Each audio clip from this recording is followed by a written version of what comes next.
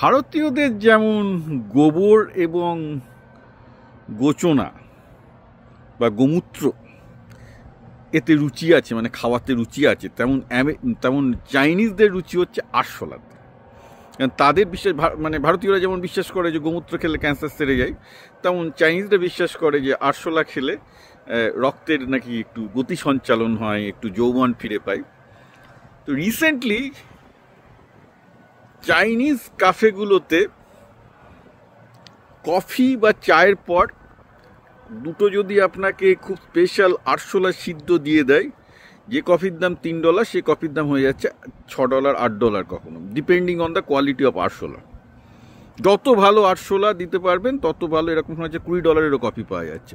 কি আপনি যেমন চায়ের ওপর একটু চিনি টেনে দিলেন, কফির ওপর একটু চিনি দিলেন, তেমন ওরা দুটো আরশোলা মিশিয়ে দিচ্ছে। এটা হয়ে গেল একটা হার্বাল কফি। এবং এখন সেই সব কফিগুলো যারা আরশোলা মেশাচ্ছে চায়নাতে দুর্দান্ত চলছে। তো বাকি যারা কফি, মানে ইভেন স্টারবাক্সের মতো কফি শপও নাকি চিন্তা করছে যে চায়নায় যদি এখন কফি খাওয়াতে হয় লোকজনকে, আরশোলা ছাড়া না খাওয়ালে কেউ খাবে না, সেই দিকেই নাকি যাচ্ছে।